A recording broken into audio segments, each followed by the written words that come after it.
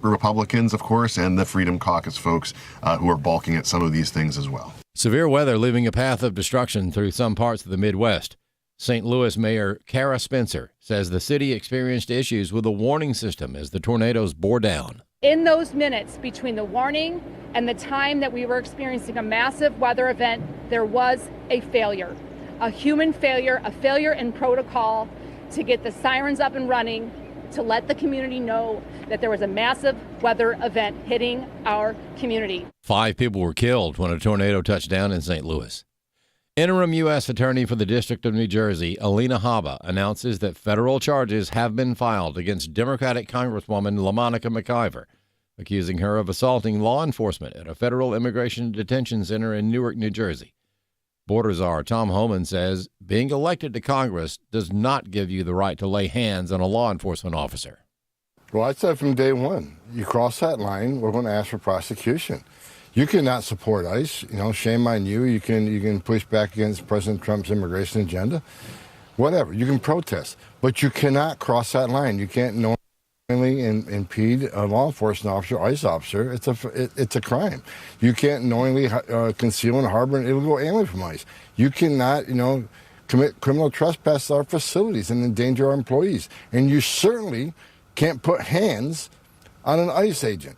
So, she's going to have to pay the consequences for doing what she did. She broke the law, and we're going to hold her accountable. President Trump appears to be the only president not invited to speak at Notre Dame's graduation in 65 years. The graduation ceremony happened this past Sunday, May 18th. The tradition of the president speaking at Notre Dame's commencements started under President Eisenhower when he spoke at the commencement back in 1960. The College Fix reports the university did not respond when reporters repeatedly tried to get comments in the days leading up to the ceremony. But it noted the university indicated Trump did not get an invite back in 2017 after his first election. The National Catholic Register quotes then-President John Jenkins saying Trump did not meet, quote, a certain bar in terms of just moral decency.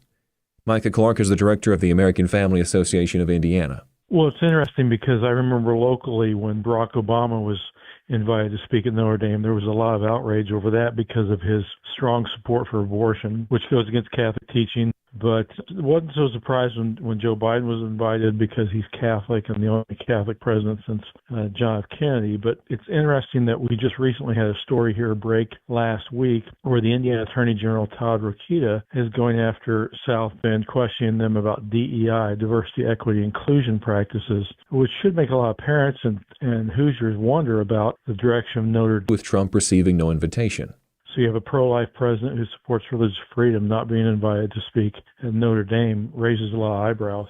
I'm Bronson Woodruff. More news online at afn.net and the AFN mobile app. I'm Rusty Pugh. If we lose this cultural war, we're going to have a hedonistic, humanistic society. Discover the story of the culture warrior Don Wildmon and how he went head-to-head with Hollywood, Playboy, the homosexual agenda, and the Disney empire.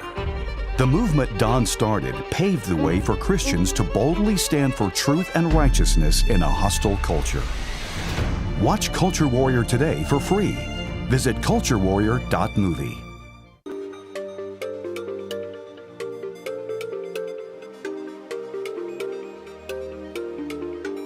We inform. Religious freedom is about people of faith being able to live out their faith, live out their convictions, no matter where they are. We equip. Sacred honor is the courage to speak truth, to live out your free speech. We also rejoice in our sufferings because we know that suffering produces perseverance, perseverance, character, and character, hope. This is At the Core on American Family Radio. Welcome to At the Core with Walker Wildmon and Rick Green. I'm Rick Green, America's Constitution coach, here with Walker Wildmon. Yes, it's one of those rare opportunities where Walker and I are both in the studio at the same time. It's usually divide and conquer, man. He's got Monday, Wednesday, Friday. I get Tuesday, Thursdays. And today, you get both of us. So, Walker, let's have some fun today, man. Absolutely. A lot to talk about, Rick. Glad to be on with you. Are you on your brand new campus? Are you at home? Where are you? I am at the campus today, sitting in my little studio. So you guys got fiber internet now? We do, yes. Nice. It's nice to have some fast internet out in the country. But yeah, so things are going good out here, man. We're in fact, we're having a big reception tonight in our legislative hall. So you've seen it. We built this legislative hall that is a mock-up of the Texas House, and a bunch of folks coming out to find out what in the world we're doing out here in the middle of nowhere in Fredericksburg, and training all kinds of folks. So we got a lot of a cool dinner coming up this week with partners, a lot of organizations that are part of American Family Association, and people like Moms for Liberty, Moms for America, all these other groups as well that are doing these other different things out there. But we're all going to be talking about the 250th because, Walker, this is such a great moment in time, man. Every day between now and July 4th, 2026, there's something that happened during that time that led to the revolution, and we get to talk about it. And we get to train people on what we're actually celebrating. I don't want to just have fireworks and hot dogs, man. I want them to understand what the Declaration of Independence really meant and how those biblical principles infused into the Declaration created the greatest nation in history. Yeah, it's a prime opportunity to educate the populace on the principles of liberty that you and David Barton and Stephen McDowell and other historians talk about.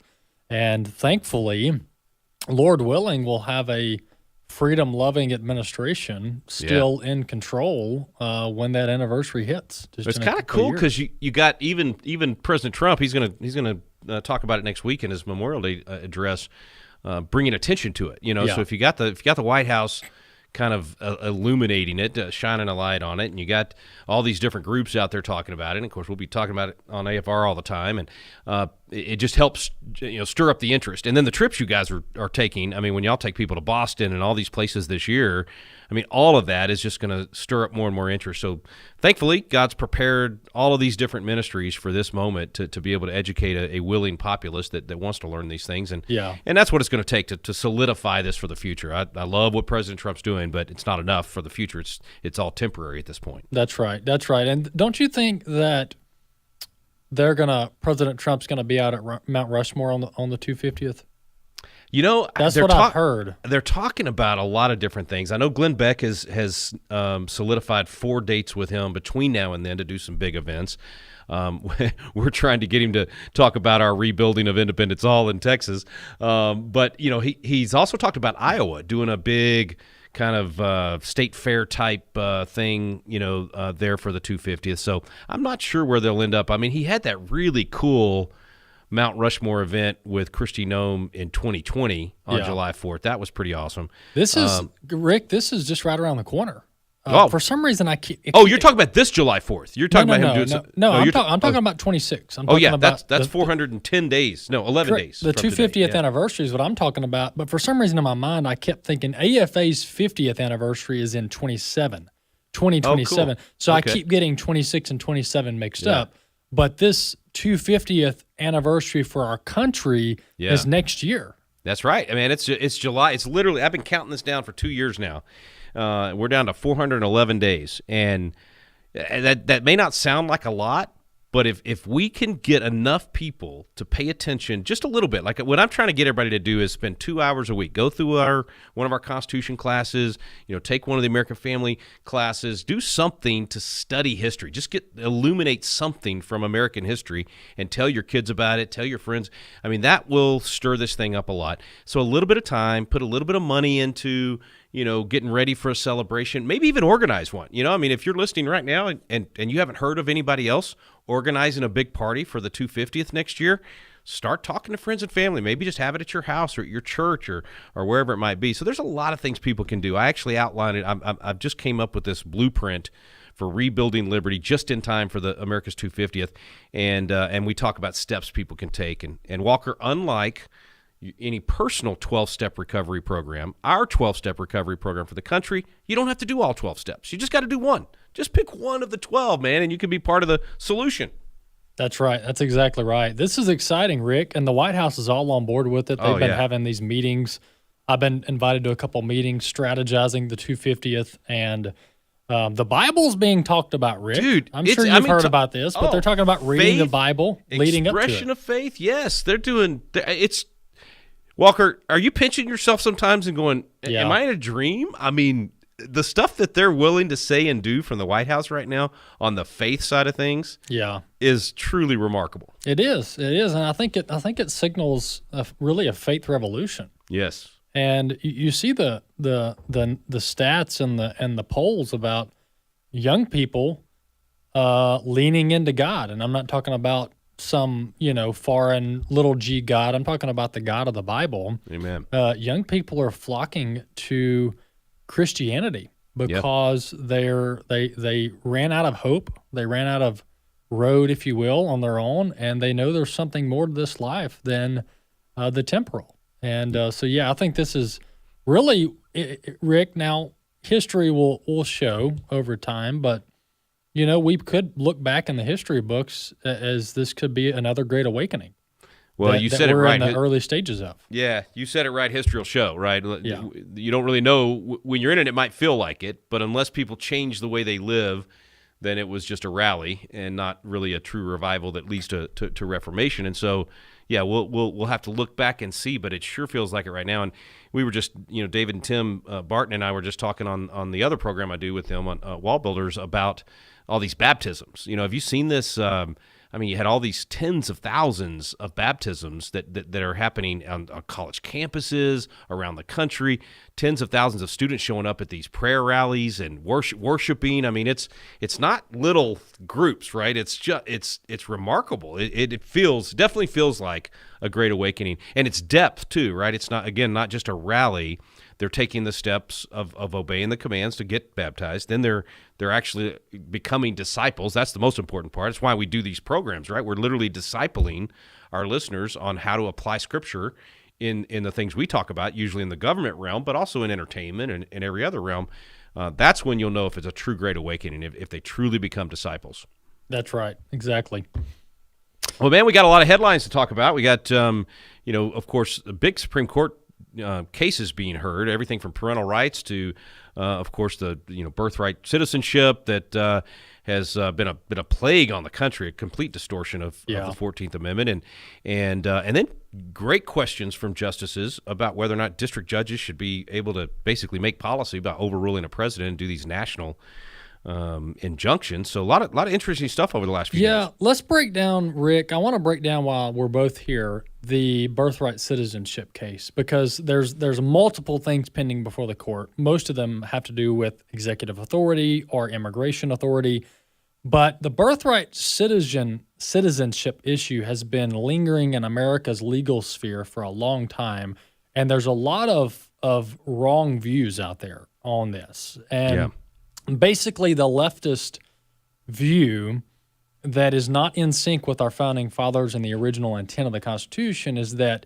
anybody who steps foot on American soil, both legal and illegal, are automatically privy to, are automatically given rights to the full due process and constitutional provisions of American citizens.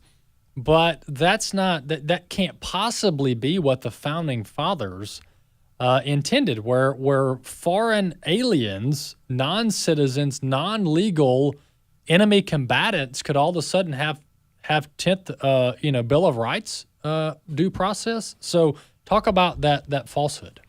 Well, let's first, before we get too far in the weeds on the legal history and constitutional history, just from a practical perspective, and I think you and I talked about this a couple of months ago, but just think about it. If somebody breaks into your home, they step foot within the door, and now they're in your house, do they now get the same rights as your children in your home? Do you now have to pay for their education and their food and provide them 3 square meals a day and health care and whatever else someone might dream up there?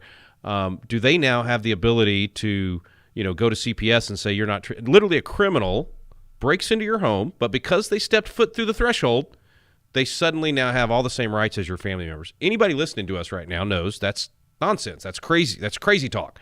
But that's exactly what these people are arguing on a national scale, that if someone breaks into our country, comes in illegally, but they get that foot across the border and step foot on American soil, that now suddenly they have all the same rights as an American citizen. And that if they happen to step across that line and have a child once they stepped across the line, that child is an American citizen and Right. has birthright citizenship. So it's a pretty logical jump. Even just think about that logically. It's crazy. Yeah, and this is why, Rick, I was never in favor of bringing enemy combatants to American soil. Like we've done this recently. Actually, the Trump administration did this a month or two ago. But we bring, for example, terrorists from Afghanistan or Iraq or somewhere else in a war zone, and we fly them over to New York, and then we admit them into or submit them through the full American legal process. Yeah. And they get taxpayer attorneys. They go through years of trial, and it's completely unnecessary. These are non-citizens. These are enemy combatants. But that we feel like we have to do this whole, circus and this whole show.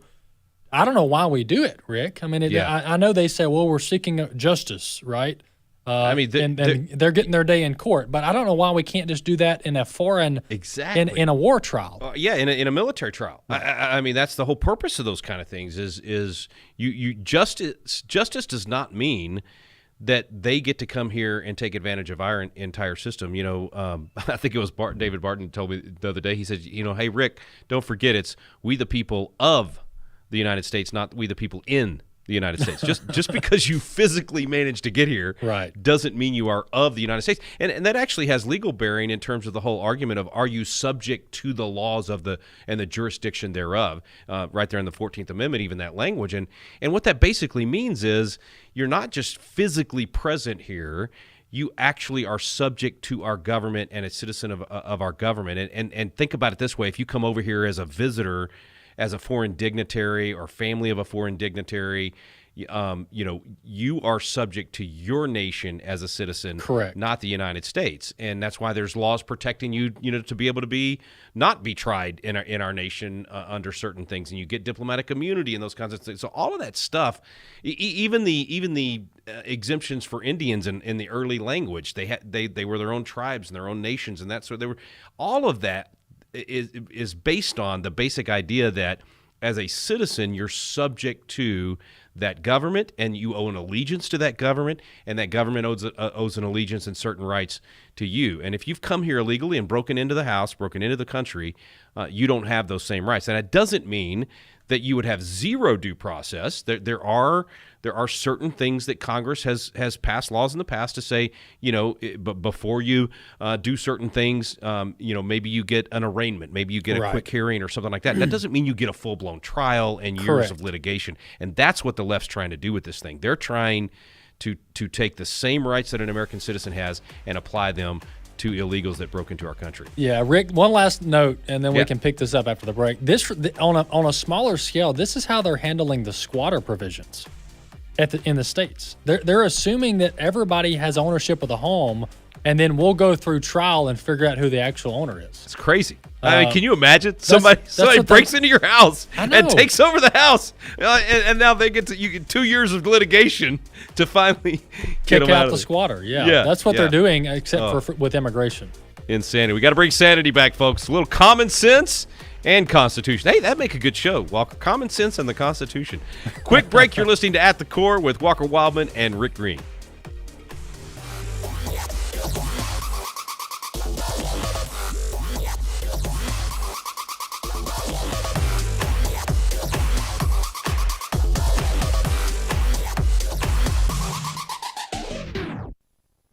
And have put on the new self, who is being renewed to a true knowledge according to the image of the one who created him.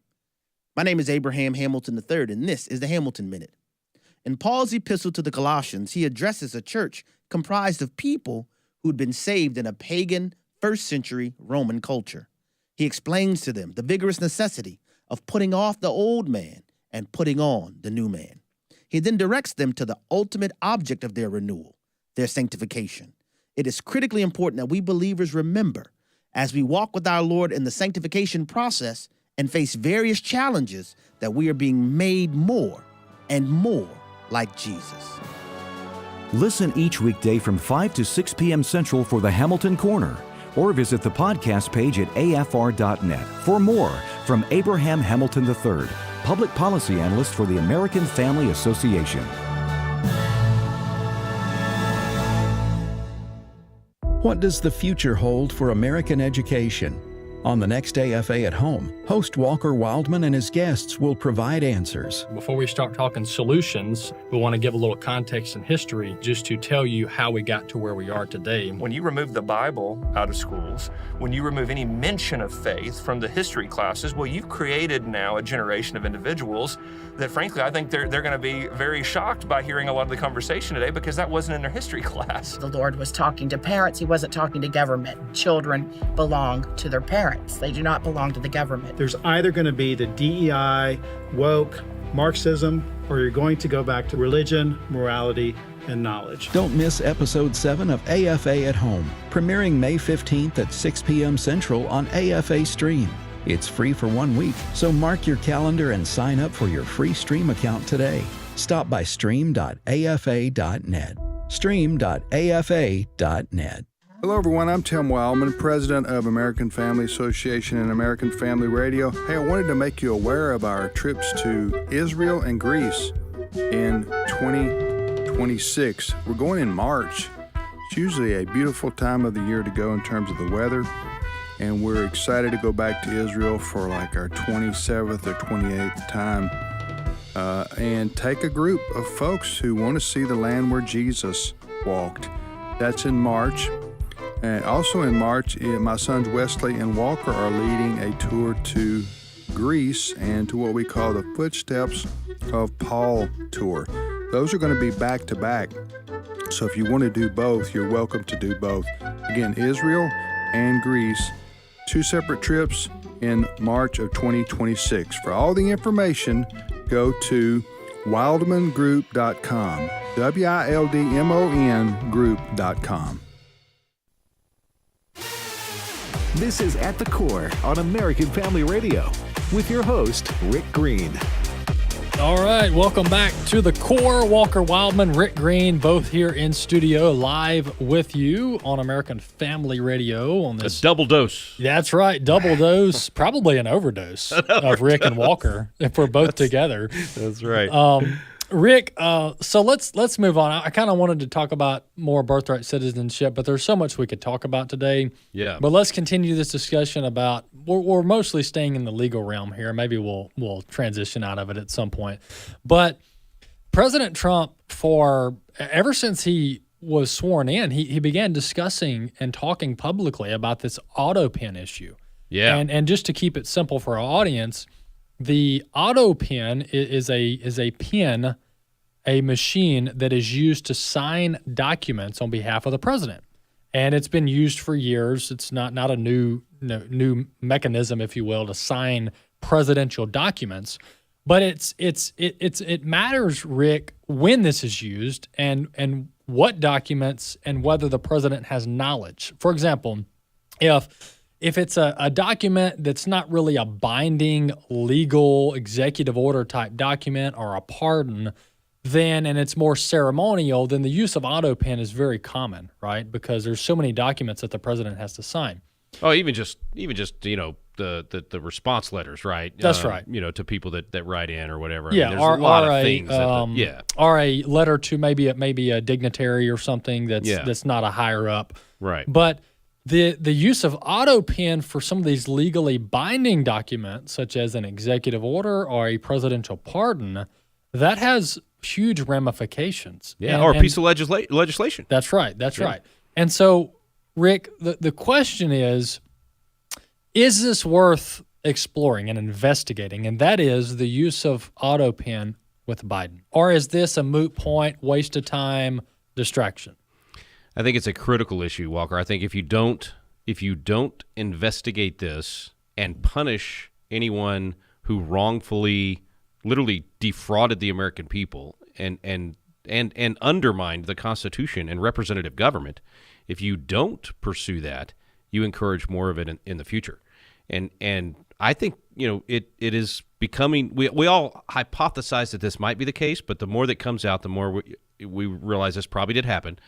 That the president was so out to lunch and mentally out of it that the people at the White House manipulated the process and governed the United States without a cognizant president actually being the one to approve things like pardons and even signing pieces of legislation. If it comes out that happened, anyone that participated in that knowingly did that should be criminally prosecuted. Yeah. And whatever it was that was signed should be reversed. Null and void. Null and void. Yeah. I mean, it wasn't. You can't have a presidential pardon without the president. Correct. That's a good point, Rick. And I think this is definitely the White House should be able to get to the bottom of it. That's what I'm going for. Oh yeah. Somebody's going to squeal, right? At some point, somebody's going to. Well, there's number one. There's video evidence. Yes. There's cameras all around the White House, so you can see like where was Biden. You've got the presidential calendar, the schedule, his daily routine. Where was the president when, for example, the pardon was signed? Was he even in Washington? Was he in Delaware? Was this auto pen being deployed in the West Wing or in the Eisenhower building? Where was Biden even around? Right. Was there any briefing on what the auto pen was being used for? All of that should be able to be uncovered pretty easily. Yeah. And I think there needs to be a DOJ task force on this. Yeah, I totally agree. I think it's essential. I think it ends up being a criminal investigation. And from a practical perspective, like we were saying earlier, there's times where it makes sense. And I could even see, let's say the president makes the decision. Let's just take President Trump's decision to pardon all 1,500 of the J6ers. The president absolutely could say, okay, I'm going to sign this executive order that says I want to pardon all 1,500. I am pardoning all 1,500 of the J6ers. Yes. And then an auto pen could be used to sign their individual pardon that goes to them, for them to have and to be used in their particular court cases. But that's clearly the president's intent. He's right. He's actually taking the action. Yes. Totally different story to have what appears to have happened with the Biden situation, thousands of pardons of all these different people, different scenarios, different fact scenarios, different situations, and pardons of obviously some of the big names like Fauci and others. All of that lumped into, I forget the number. What was it? It was several thousand. I think approached 3,000 that he pardoned at the last, in those last few weeks. Right. I can't imagine that there was any way he reviewed any of those cases or even knew the name of the person that he was pardoning. Correct. Or even knew the high level reason for the pardon. Yeah. Because you can't. I don't understand how you could do a pardon of that many people without them falling under the same charge. Right. So, like for J6, you can probably sum up those federal charges with like a handful of 5 or 8 charges that were common charges used by the DOJ at a common event. Yeah, at the same place for everybody that was there.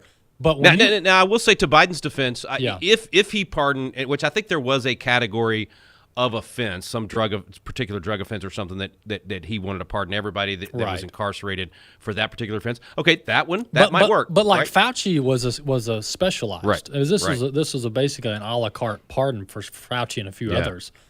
So did he even know about that? And Rick, I really hate to go here, but I have two sides of me pulling right now. I've got the more passive, just let it go, Walker, move on side. And then there's a side of me of like, no, I'll never forget that. And that's the latter side of me is saying that we need a special counsel here. And I would pitch this as the final finale of special counsels. because what was the special counsel's name that raided Mar-a-Lago and raided Melania's closet? It wasn't Mueller. It was somebody else. It was Jack, a special. What, Jack Smith? Smith? It was Jack Smith. Yeah, that sure feels right, but that sounds so common. It was Jack Smith, special counsel by the DOJ. If I were President Trump, I would launch a special counsel to investigate AutoPen, and I would say this is the final finale of the special counsels. You guys. And I would go further. I would even say it to investigate the AutoPen and other potential actions taken, presidential actions. Taken without the president's knowledge and a potential cover-up of his inability to fulfill the office, right? Because there's also that whole issue, and I think they all fit together. If the doctor and the staff covered up the fact that the 25th Amendment absolutely should have been invoked if they lied to the American people about his capabilities, which they clearly did. I think, and the media as well, but they aren't culpable. They were just fraudulent and slimy. Yeah. But the people in that literally were there with Biden were culpable on that. I have to say I loved the Babylon Bee headline that said, how did it go? Jake Tapper shockingly uncovers cover-up of Biden's ineptitude by Jake Tapper, or something like that. That's not exactly how it was written, but it was something to that effect. I thought that was great because now these guys are profiting off of their own slimy cover-up. They refuse to cut. They do that. They do that to save face. They do it on purpose because they cover it up and then they come back later and say, "Oh, the cover-up." And then they say, "Oh, well, I corrected it. I came back and fixed it." But all the while, they knew there were red flags along the whole way. Yep. But I'm just glad that you're here, Rick, because you're pulling me to the right. Well, I was going to say, I want to address your turmoil. Okay, I want to address this struggle within you because I'm like you too. It's like we got to pick our fights, right? We got to pick our priorities. We got to pick where we put our focus, and is this worth putting the focus on? And I absolutely go the other direction because of I literally see it as an undermining of the Constitution and representative government because you're being governed by bureaucrats and not by the president. It's the same as giving power to these agencies to make law and make regulations. And they are not elected. That, Rick, is why some people are thinking, why is President Trump doing so many executive orders? This is the new era of warfare, of legal warfare, where the president's team is doing all of these executive orders. You might look at them and say, that's ceremonial. Why is that needed? Can't that just be a phone call?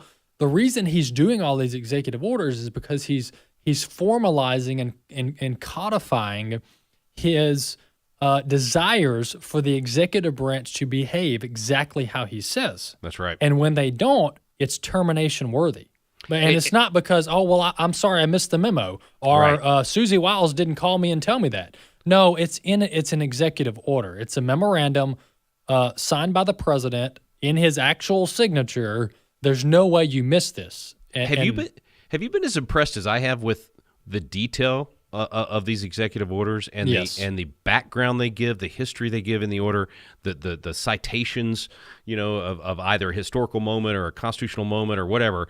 I'm blown away. I don't know who the team is that's doing this for the president. Yeah, I know some of the guys that were preparing some of this during the campaign and getting ready for this, but I don't know who's doing all this behind the scenes. But it's truly remarkable. I mean, we talked about even the Alien Enemies Act, to use the 1798 Alien Enemies Act and invoke that and the positive exception to remove the courts from being able to hear those cases. It was brilliant. I mean, the guy, whoever behind the scenes is doing this homework and doing this, they're doing it incredibly well. I think we need to thank God for not just a President Trump that's willing to do these things, but a team that he's been able to assemble behind the scenes to do it so well. So I think, Rick, if a special counsel is chosen to investigate auto pen and all things Joe Biden cognitive decline cover-up, then I think you and I get the credit. Amen. Can we call it the Walker Green investigation? No. We don't want to be named. We don't want to be known. No, because then when the Democrats get in charge, they're going to come after us. That's right. Like they've done Alex They're Jones. going to come after us anyway, man. Yeah, that's a good point. We're already on the hit list. If I may, an interesting footnote to this. Bobby wants to be part of the special counsel. I do. The Rosa Commission. That's got a nice ring to it. It's kind of a kneecapping thing, doesn't it? So I'm looking at the internet here, and there was a flurry of articles from mainstream media on the 17th and 18th of March, and not a scintilla since. On AutoPen? On AutoPen. Mm-hmm. Huh. Yeah. They don't want to talk about it. No. Exactly. Well, wasn't there, about that time, there was someone from within the White House that there was some unnamed anonymous source that was starting to, starting to let loose, starting to leak some of the info and confirm that there was definitely issues. I don't know that anybody's been named that was doing that, but that was when that was the last thing I heard, literally. Yeah. And it got quiet. Yeah, I agree, Rick. We have to know what all went down here. And this is important Rick, not to your point, not just for what happened in the past, but how do we handle these things in the future? Because whoever was the chief of staff, whoever was kind of the behind the scenes shot caller for President Biden, they were arguably the most powerful person in the world. I mean, whoever pointed and told Joe Biden, hey, you go over here, you sign this, and he didn't know what he was doing, whether it was Jill or whoever, this is a big, big deal. Yeah. And it's fundamental to the power and authority vested in an executive, especially the commander-in-chief, of him having the ability to make decisions. Without that ability to knowingly and affirmatively make decisions on behalf of the country, you de facto don't have a commander-in-chief. You had bureaucrats, to your point, running the country. It just occurred to me that Watergate needed Woodward and Bernstein. Otto Penn needs Wildmon and Green. I think we're onto something here, man. Yeah, I think we have a book in the future. This has been a time of revelation, Rick. I think we just need to wrap up the show right now. There you go. I'll meet you in D.C. Mic drop. Yeah, we'll figure out who used Otto Penn. Yeah. But no, seriously, Rick, I don't know the ins and outs of Otto Penn, and then in the next segment we'll change the subject because I've got some cool other stories I want to talk about with you. But there's got to be a log.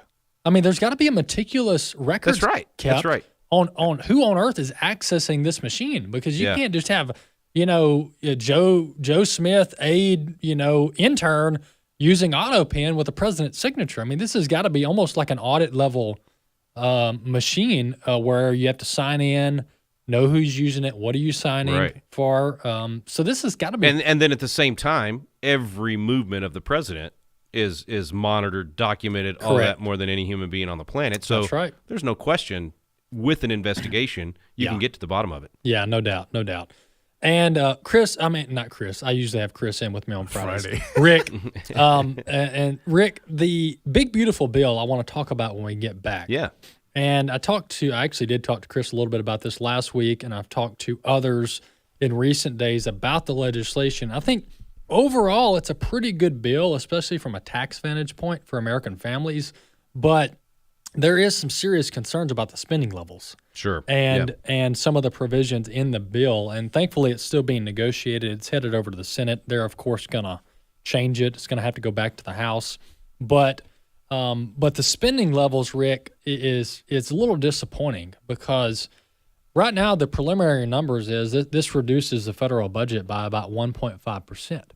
And that Rick, with the level of COVID-era spending that was brought on and not reduced. That's right. That just seems... Yeah, and that's what Senator Mike Lee's been screaming for. Yeah. Is we need to go back to pre-COVID levels. That's what they should have been shooting for, no doubt about it. I think Senator Lee and Senator Johnson, Senator Ron Johnson and Ted Cruz and some of those guys, they'll be doing what they can. But yeah, you're right. Well, let's talk about the good, the bad, and the ugly of it when we come back. Yeah, for sure. All right, folks, you're listening to At the Core. Walker Wildmon here, Rick Green as well on this Tuesday edition of the program, talking all things President Trump, America's 250th anniversary coming up next July, and the latest legislation that Republicans are working on, and immigration, Supreme Court cases, all things going on in America today.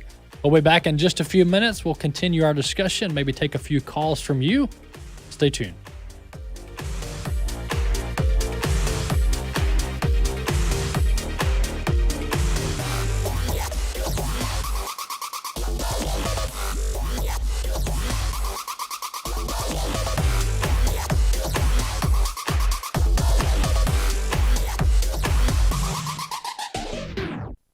The loss of a child through abortion, miscarriage, or stillbirth affects the emotional health of families. Feelings of anger, sadness, and regret can be overwhelming. There is hope and healing in the aftermath of a reproductive loss. Call the International Helpline at 866-482-LIFE to talk with someone who has been where you are and healed to help others. Your call is confidential. 866-482-LIFE. Some would say truth is relative, and to the world, that's right. What the world considers to be truth fluctuates depending on the narrative they're trying to promote. Of course, we know truth is found in Scripture, and it never changes. The documentary, The God Who Speaks, proves the Bible's reliability as the source of real truth and reinforces our belief in it as our firm foundation. Watch it anytime at stream.afa.net. That's stream.afa.net. They're craving Bibles in Africa. This is Bible League International, and here in America, you and I as believers can open our Bibles every day and be reminded of God's precious promises. But in Africa, the part of the world where Christianity is growing in the greatest numbers, as many as 9 of 10 new believers in many countries like South Africa and Ghana are denied God's Word. And while many of those are adults, many are just children wanting to know what it means to grow as Christians. My name is Wendell and I live in Kenya, Africa. I learned a Bible verse in Sunday school and I want to learn more. Please send me a Bible today. Right now, through the end of June, Bible League and American Family Radio are teamed up to bless 16,000 Bible-less believers in Africa, and that includes 10-year-old Wendell. $5 sends a Bible, $100 sends 20, $500 sends 100. Would you pray and call 800-YES-WORD? 800-YES-WORD. 800-YES-WORD, or give it sendbiblesnow.org. Sendbiblesnow.org. Culture really doesn't like to line up with God's Word. In our age of instant information and misinformation, where do you find the truth about the gender confusion being spread by the world? The truth is ours to discover if we'll just open the Word of God and seek Him. You can go from Ephesians 5 to Ephesians 6 in the instruction for fathers to instruct their children. There it's noteworthy that explicitly the fathers are given a role in instructing the children. I think modern day women are taught, when we think of submission in terms of quiet, never saying anything and being an obedient robot, that's not what Scripture teaches. It doesn't mean a blind acquiescence. In His Image is a life-changing documentary that answers those controversial questions from the only source for real truth, the Bible. See In His Image for the first time or watch it again, and invite your family and friends to watch as well. Visit stream.afa.net. stream.afa.net. This is At the Core on American Family Radio with your host, Rick Green.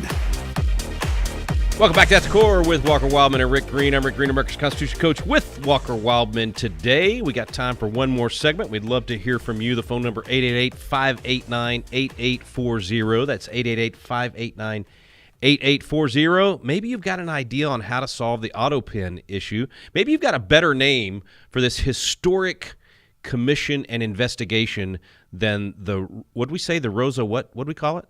The Rosa Commission? No, the Rosa something.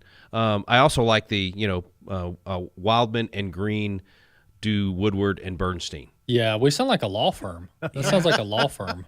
Yeah. But whatever the name is, as long as we get credit for this. Yeah, and as long as we actually send people to jail. That's the most important. Duly noted. Yes, must send people to. Okay, 888-589-8840. Maybe it's the auto pen. Maybe it's the birthright citizenship, one of our topics today that might have fired you up. Walker, I got to say, on this birthright citizenship thing, that may become the smaller issue if the court uses that case to say no more of these one little district judge at the lowest level of the federal government yes. Can suddenly make policy for the whole nation through an injunction, which is relatively new. I mean, almost never used until the 1960s, barely Correct. used then. And Clarence Thomas is the one that pointed that out and said it wasn't until 2007 that this thing went on steroids and they started doing this so and much. Clarence Thomas made this kind of a sarcastic remark that, like, we survived leading up to the 60s, right? Yeah. We survived without nationwide injunctions until the 60s. And then all of a sudden we had to come up with, nationwide injunctions to save the country. It was like, this is completely unnecessary. And I think most people just logically, again, just going back to common sense, the idea that an unelected, appointed judge, some lawyer that got appointed at some point to again, the lowest level of the federal courts, that somehow that person knows better and has the authority to make the decision on a policy over a president who won a national election. I can't remember if it was Elbridge Gerry or Benjamin. One of those guys in the founding said that the courts are ill-suited for policy decisions. It's just not in their wheelhouse. They're not made for that. Exactly. Rick, on this big, beautiful bill, and then we'll jump to the calls. Here's my frustration, all right? So when the Republicans have to cut a deal with the Democrats because of this self-imposed filibuster rule in the Senate, which is an extra constitutional provision. It's not in the Constitution. That's right. When they have to cut a deal with Chuck Schumer, in my mind, I go, okay, well, the reason they have to quote unquote compromise, even though the compromise always moves to the left, is because they have to cut a deal with Chuck Schumer, right? So that's the Republicans' excuse. That's their go-to, blame it on Chuck Schumer. But in this case, with this big, beautiful bill, they don't have to cut a deal with the Democrats. This is a Republican-only, Republican caucus bill written by, passed by, voted on by only Republicans. They control both chambers. So that excuse immediately goes out the window. And here we are, Rick, and they're only reducing spending by 1%, 1.5% over the course of like 10 years. Which is like, so you guys been campaigning on cutting spending and cutting Biden's terrible, wasteful programs, and here's your opportunity, and all you need is Republican votes, and we're doing a measly 1%. Well, a couple thoughts. First of all, definitely agree with you. Extra constitutional, not constitutional, in fact, in my opinion, this whole 2/3 thing, it gives the minority the ability to govern instead of the majority. And it just is, I think it's always been a bad idea. I've never been for it, whether Republicans or Democrats, and wish that they wouldn't do it. I think the majority should rule, which means if you got 51 votes, that should get through the Senate. The other issue is this reveals, to your point, it's not the Democrats so much that are the problem, it's the moderate Republicans. It reveals the fact that you've got a good core group of budget hawks and good folks in the Congress that have been singing this song that you and I are for years and been fighting for these reductions, but you don't have a majority of Congress. There's not all Republicans that think like that, and a lot of them are on the take. A lot of them are living off the grift and enjoying these all these dinners and everything. So that really does reveal the problem. So knowing that, then we have to recognize, Johnson's got on the House side, Johnson, not Ron Johnson on the Senate we were talking about, but Mike Johnson, the Speaker. Yeah. His little barely majority. He has to cobble that together and get the bill through. And then in the Senate, of course, you got the problem with the filibuster. But my attitude at this point is this: we've had so many wins, and we're more than at any time in my lifetime, the last 110 days, that I'm willing to give them a little bit of wiggle room here and go, okay, look, I don't like this. The ugly of this I don't like, but the good of the overall effort, I'm willing to give Trump the wiggle room he's asking for here with the debt ceiling and with the budget itself. I don't like it, and I don't even mind talking about the negative parts of it, but I just want to set the tone right and say, it's kind of like I don't want to divert too far here, but it's kind of like the Kash Patel thing and the Dan Bongino thing. They're taking a lot of heat right now, and I'm thinking, hey, look, these two guys are the closest things to Captain America and Iron Man we're going to get. I agree. And I'm trusting them in the room for now. I mean, I'm going to trust but verify. And in 6 months from now, ask me again. But I'm trusting them enough to say, hey, you've just been thrown into the lion's den where the weaponization of the federal government abused and persecuted political enemies over the last 4 years, and we're asking you to fix that. We don't expect that to happen in 6 months. That's going to take some digging and some time, and so I'm willing to give those guys some room. I feel a little bit that way with the Congress. Yeah. I really like Mike Johnson. I have criticized him a lot over the last year or so whenever he did things that I thought shouldn't be done. He's but got I really better. like him. Yeah, he's gotten better. Most people get worse in Washington. That's right. But, that's right. And he is, he's one of us. I mean, he's a Christian conservative, constitutionalist, and I do think he's doing the best he can with the deck that he's been dealt. So I totally agree with the criticism of the bill, and I am disappointed that the reductions are not bigger. And I'm wondering, I don't know the answer to this. Maybe you've seen this. I'm wondering if a lot of the DOJ findings and recommendations and all of that, I mean, has that been tabled at this point, or is that something that they just need more time to now take that and run it through the committees and the legislation and the investigations? Let me give out the number one more time so we can line up some calls, and then I'll answer that question. I actually had a good interview on that topic. But 888-589-8840 if you want to talk to Rick and I in the last 10 minutes or so of the program, 888-589-8840 to call in, ask your question, make your comment. I interviewed Congressman Michael Guest, who's a congressman from Mississippi, U.S. congressman, and he said that there's basically there's a certain provision, statutory provision, that within 12 months of a bill passage, so anything Biden passed budget-wise in the final, let's say, at this point, 4 to 6 months of his presidency could be, or within the last fiscal year, could be clawed back by Congress with a simple majority vote. Really? Basically a recall type Yeah. provision. I'll have to look up the specific language. But I know Republicans have that in their pocket. So, for example, they could pass this reconciliation bill and then come back, 2 days later and rescind some Biden-era provisions that happened in the last fiscal spending cycle. And they only need a simple majority in both chambers to recall said provisions. Wow. So I think that's on the table, and maybe that's what's getting some of your Freedom Caucus guys over the finish line on this bill, is getting some guarantees that they're going to deploy those provisions. So yes, that is possible. And Rick, I'm looking at this from a survival standpoint, from an economic survival standpoint, because this debt spiral that we've begun, I don't think it's irreversible. I think we could rein it in, get it under control, and grow our way out of it. Now, are we ever going to pay off $37 trillion? If you want me to be honest, I don't think we are. I don't think that's even in the equation to pay off our debt like your traditional person thinks of. But I think it is in our best interest, and I think the Trump White House is cognizant of the fact that we have to get the debt to GDP ratio under control seriously in order to be able to just sustain the country's way of operating for the foreseeable future. Agreed. And I would bet that there's a lot of discussions behind the scenes of it's similar to Reagan's 81 turnaround and the tax cuts in 81, and it took a while, but it was the economic growth created by the good policies, less regulation and lower taxes that created a tremendous amount more revenue. Literally, revenue doubled.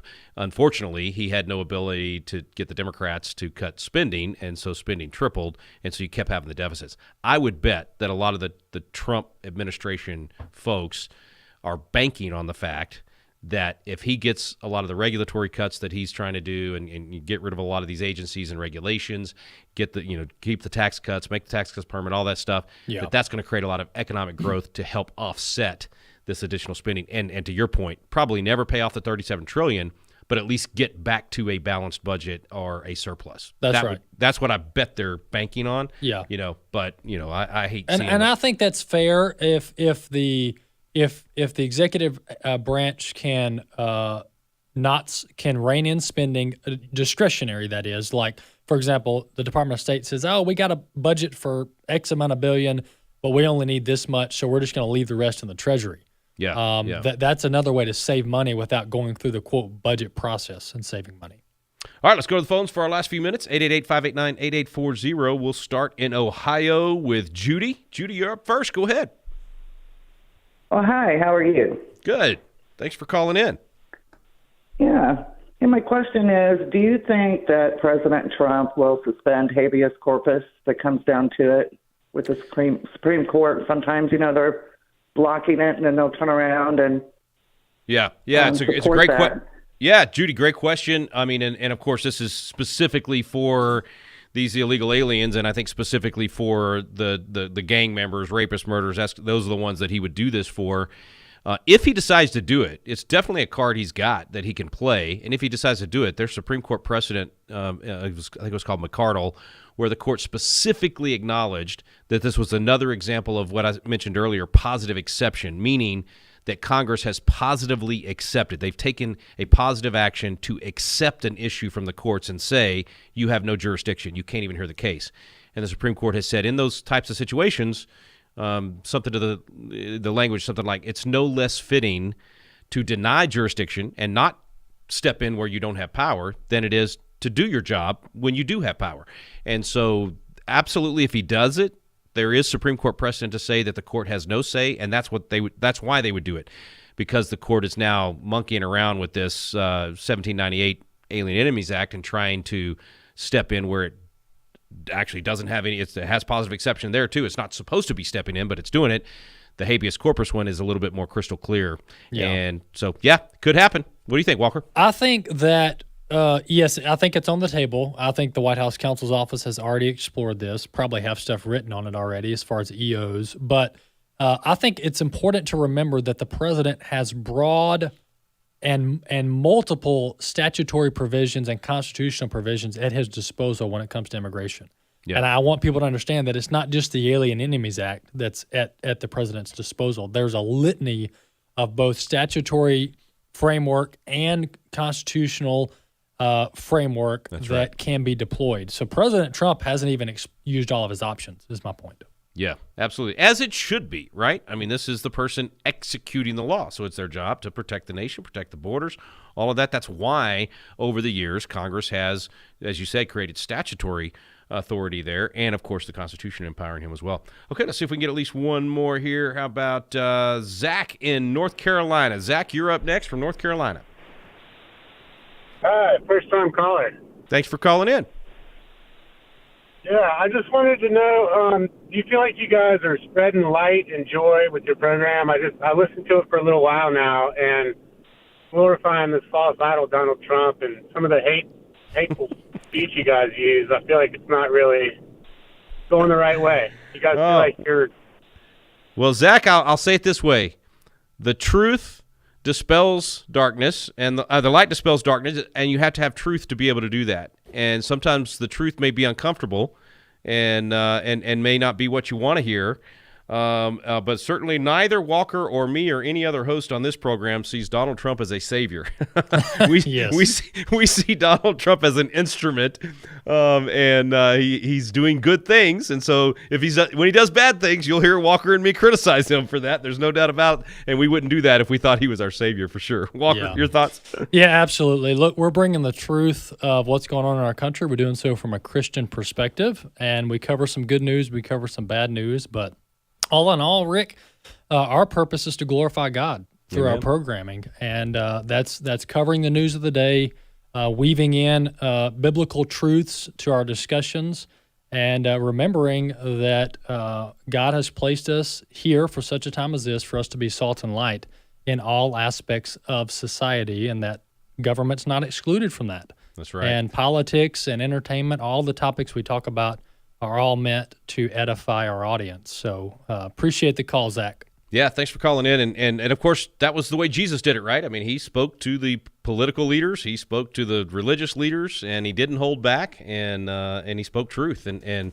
of course, to do that with joy would be, what James tells us to do. Count it all joy when we experience various trials. So even when they're not doing what we want them to do, we're going to address the good, the bad, the ugly, and it's not going to change our attitude or our joy. And as you said, in all things, we're going to do our best to glorify God in all those actions. I love the civil discourse and love phone calls like that. So keep calling in, folks. Thank you for being a part of the program today. Walker, it's been fun to co-host with you today. Absolutely, Rick. Fun time, brother. And stay safe. Keep up the good work. All right, everybody, I'm going to be filling in for Walker tomorrow, so I'll be with you again tomorrow afternoon. Walker will be back with you on Friday, so I got you 3 days in a row, tomorrow and Thursday, and then Walker will be back with you on Friday. Have a great day. Thanks for listening to At the Core with Walker Wildmon and Rick Green.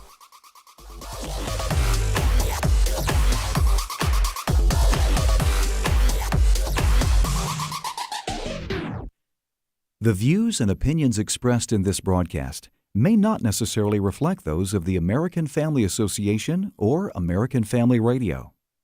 Faith, family, freedom. American Family Radio.